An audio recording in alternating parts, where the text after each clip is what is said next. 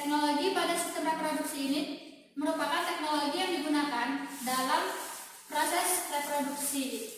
Salah satunya yaitu bayi tabung, yang merupakan teknologi fertilisasi in vitro atau fertilisasi yang terjadi di luar rahim ibu dengan cara yang pertama yaitu fertilisasi dilakukan di media kultur, dan kemudian zigot yang telah membelah dimasukkan kembali ke dalam rahim ibu dan ibu menjalankan masa kehamilan seperti biasa.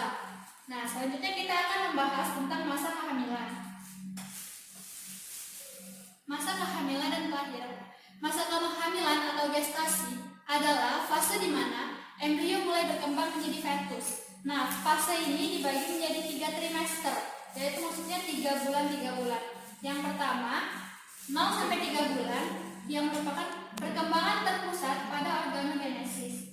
Yang kedua, yaitu pada bulan ke-4 sampai bulan ke-6, organ tubuh sudah tumbuh lengkap. Perkembangannya terpusat pada anggota badan.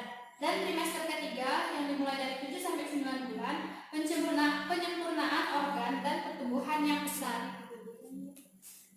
Pada masa kehamilan terbentuk beberapa hormon, yaitu bisa tolong ibu bantu bacakan hormon apa saja dan fungsinya yang terjadi pada saat kehamilan. Baik, Rani silakan. Yang pertama itu ada human chorionic gonadotropin hormone atau HCG. Itu fungsinya itu menstimulasi produksi hormon estrogen dan progesteron ibu. Kemudian ada estrogen dan progesteron. Nah, fungsinya itu meningkatkan perkembangan fetus dan pertumbuhan payudara ibu. Kemudian ada somatotropic hormone atau growth hormone atau juga disebut dengan GH. Itu fungsinya meningkatkan pertumbuhan organ fetus. Baik, terima kasih Rani. Nah, itulah beberapa hormon yang berfungsi pada saat kehamilan. Ada human chorionic gonadotropin hormone, estrogen, progesteron, dan somatotropic hormone atau growth hormone. Selanjutnya ini materi tentang teknologi.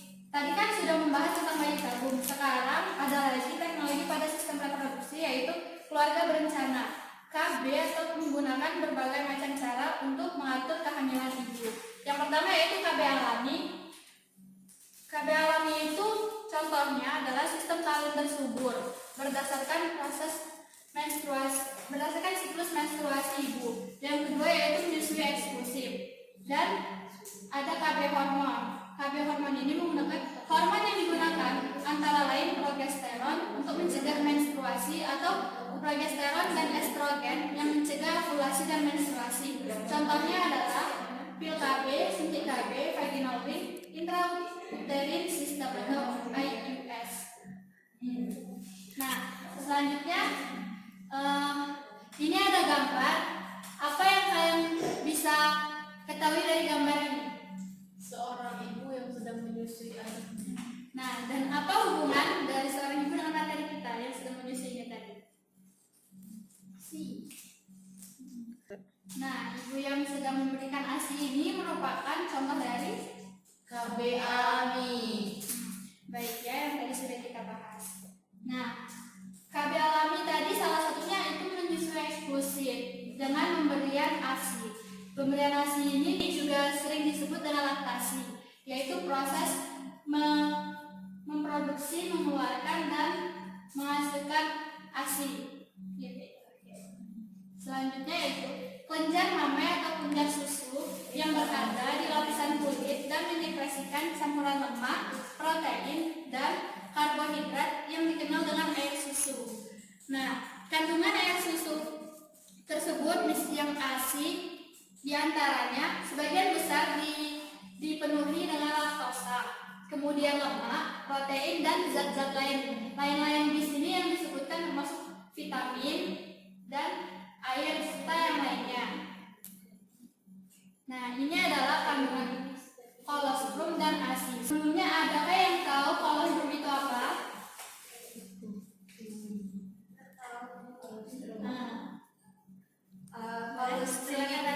Kolostrum itu ASI pertama yang keluar dari puting susu ibu. Nah, benar sekali ya Rani. Kolostrum itu merupakan ASI pertama yang keluar dari biasanya masih sangat kental dan berwarna kekuningan karena di dalam kolostrum itu masih banyak mengandung imunoglobulin A, protein, vitamin A, karbohidrat, dan lemak yang mana fungsinya itu sebagai zat kekebalan untuk melindungi bayi dan berbagai penyakit terutama diare. Dan kandungan dari kolostrum ini sesuai dengan kebutuhan gizi pada hari pertama kelahiran bayi. Selanjutnya itu ASI. Ada yang bisa membantu ibu membaca kandungan dan manfaat dari kandungan ASI? Baiklah, silakan Febri. ASI, kandungannya yang pertama itu taurin, bermanfaat neurotransmitter dan proses pematangan otak. Yang kedua, docosahexaenoic acid atau DHA dan arachidonic acid atau AA. Bermanfaat atau berfungsi dalam pembentukan sel-sel otak yang optimal, dibentuk dari substan pembentuk yaitu omega 3 dan omega 6. Yang ketiga, imunoglobulin A atau IgA, melumpuhkan bakteri patogen E. coli dan virus pencernaan. Yang keempat, laktoferin, yaitu untuk protein kekebalan tubuh. Yang kelima, lisozim, enzim yang melindungi bayi terhadap bakteri E. coli dan salmonella serta virus. Nah, baik, terima kasih Febri. Itulah perbedaan kandungan dari kolostrum dan ASI, di mana di kolostrum itu belum mengandung asam amino berupa taurin, terus asam lemak tak jenuh, hanya masih mengandung imunoglobulin A beserta protein, vitamin, karbohidrat, dan lemak. Selanjutnya, seperti yang di masa kehamilan, itu sudah ada hormon yang mengatur tentang kehamilan. Selanjutnya ini adalah mekanisme kerja hormon pada saat menyusui atau pada saat proses laktasi. Hormon-hormonnya yang berperan yaitu mamotropin, estrogen dan progesteron, prolaktin, human chorionic somatomotropin hormon yang berfungsi. Mamotropin berfungsi untuk meningkatkan pertumbuhan payudara ibu. Estrogen dan progesteron mencegah pengeluaran ASI saat masa kehamilan. Nah, selanjutnya dilanjutkan dengan kerja prolaktin yang menstimulasi pengeluaran ASI setelah proses kehamilan. Dan yang terakhir, hormon chorionic somatomotropin hormon itu berfungsi untuk menyokong prolaktin. Sampai di sini apakah ada yang ingin ditanyakan? Tidak, Bu. Ya, baik, kita lanjut ke materi selanjutnya ya. Selanjutnya yaitu materi tentang gangguan pada sistem reproduksi. Nah, apa sih yang kalian ketahui tentang gangguan pada sistem reproduksi? Sebelum kita lanjut, setelah kita nonton video apa saja gangguan yang terjadi pada sistem reproduksi. AIDS itu disebabkan karena apa? Karena virus. Ada lagi penyakit yang disebabkan pada sistem reproduksi yang kalian tahu? Raja singa, yaitu juga salah satu gangguan pada sistem reproduksi. Baik, selanjutnya kita lanjutkan menonton video ya. Nah, ini videonya penyakit menular seksual. Contoh-contohnya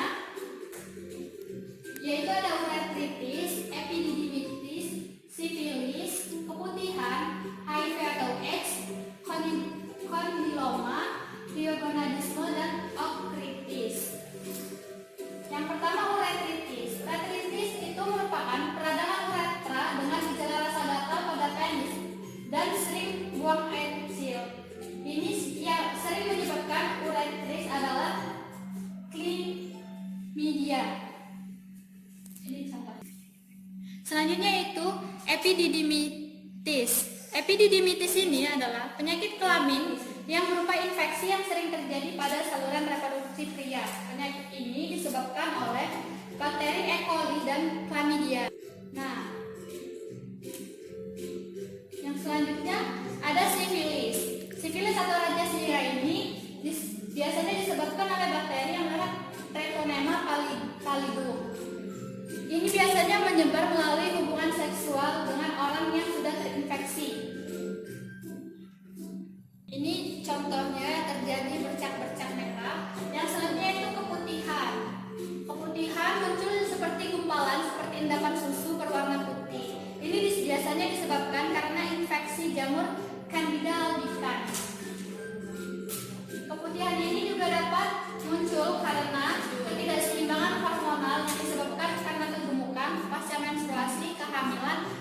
pemakaian alat kontrasepsi serta yang lainnya. Ini contoh keputihan gumpalan yang seperti susu itu. Yang terlihat.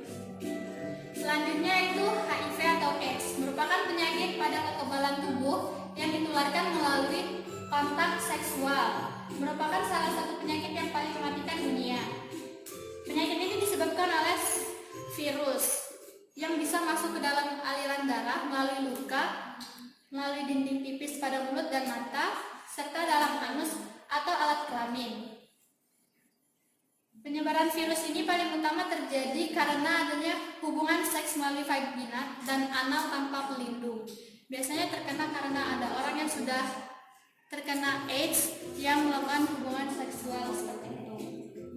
Ini akibatnya menurunnya kekebalan tubuh sehingga menjadi kurus seperti tadi. Selanjutnya yaitu kondiloma. Kondiloma yaitu tubuhnya benjolan keras berbungkul seperti bunga kol atau dikenal sebagai kutil kelamin.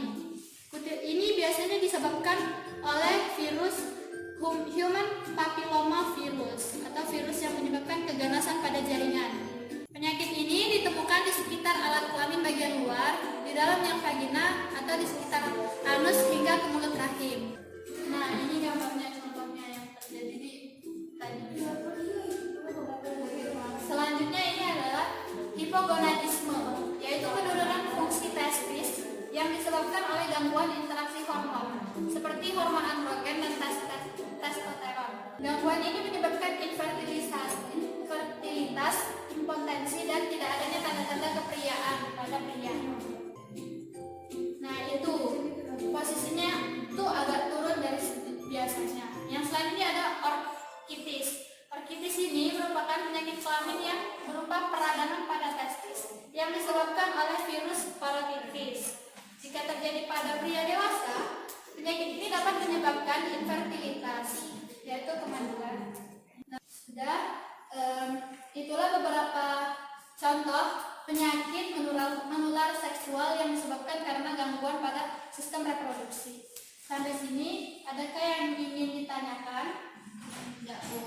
Berarti sudah paham ya materi hari ini. Kita lanjutkan dengan evaluasi ya.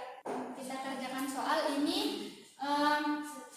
Boleh per kelompok sesuai dengan tempat duduknya saja. Kalau bisa, ini kan ada 3 soal. Bisa yang di depan ini kelompok 1, yang di belakang bisa dibagi 2, yang sebelah sini kelompok 2, yang sebelah yang dengan rombongan Mary itu kelompok 3 ya. Ibu kasih waktu 5 menit untuk menjawab, nanti ditulis di papan. Waktunya sudah habis. Silakan untuk menjawab pertanyaan nomor 1 dulu. Siapa yang mau menjawab dari kelompok mana? Baik, saudara A. Siapa bisa? Silakan jawab. Yaitu hormon yang pertama yaitu mamotropin yang berfungsi meningkatkan pertumbuhan payudara ibu. Yang kedua yaitu hormon estrogen dan progesteron yang berfungsi mencegah pengeluaran ASI saat masa kehamilan. Nah, bagus. Bagaimana? Apakah jawaban dari Liza benar? Benar. Benar ya. Selanjutnya masalah nomor 2. Sebutkan kandungan kolostrum dan fungsinya. Silakan yang mau menjawab, angkat tangannya dari kelompok mana? Baik, Rani.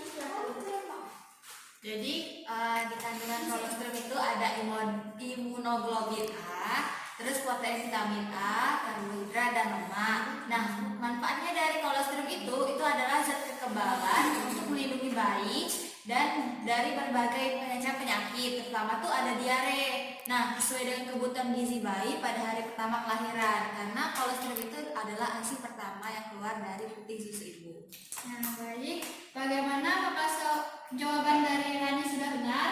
Benar. Benar sekali ya, betul. Nah, selanjutnya nomor 3. Ayo, Bu. Kalian maju ke depan untuk jawab A, B, C, D, dan E. Boleh satu-satu, boleh apa yang tahu jawab. Yang tidak tahu nanti teman yang lain menambahkan.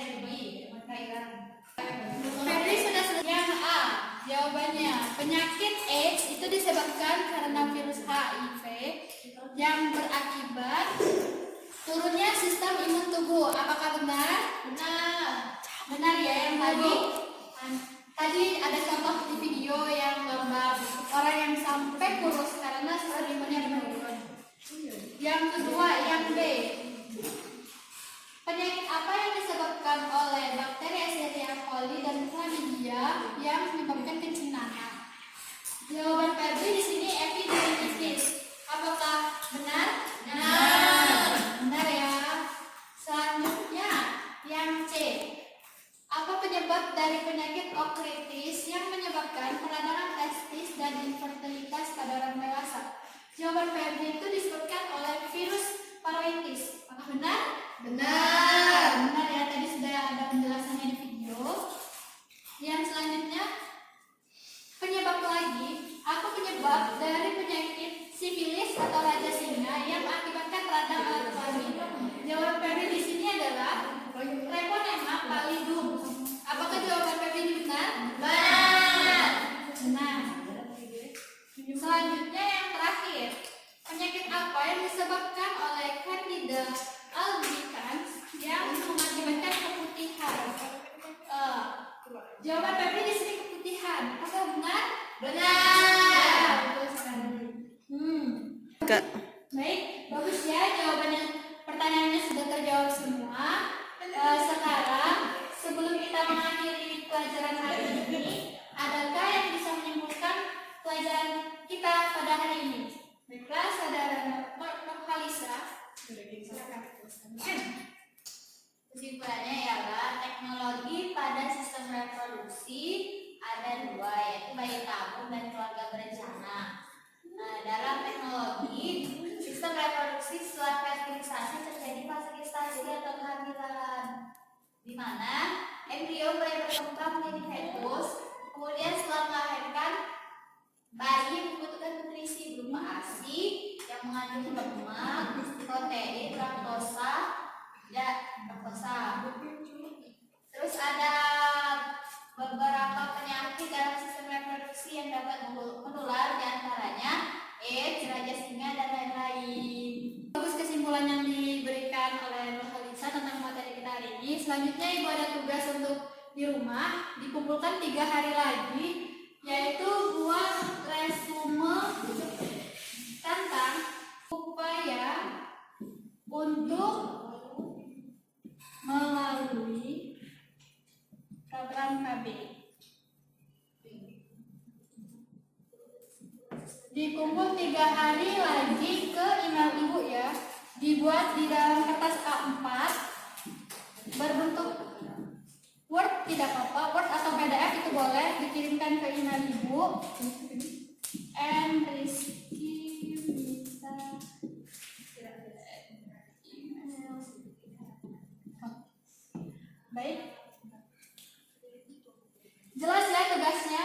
Jelas, Bu. Jangan lupa 3 hari lagi dikumpul ke Ibu sebelum jam 12 malam. Terakhir jam 12 malam. Ya, Bu. Cukup sekian materi kita hari ini. Terima kasih atas perhatiannya. Ibu akhiri. Assalamualaikum warahmatullahi wabarakatuh. Waalaikumsalam.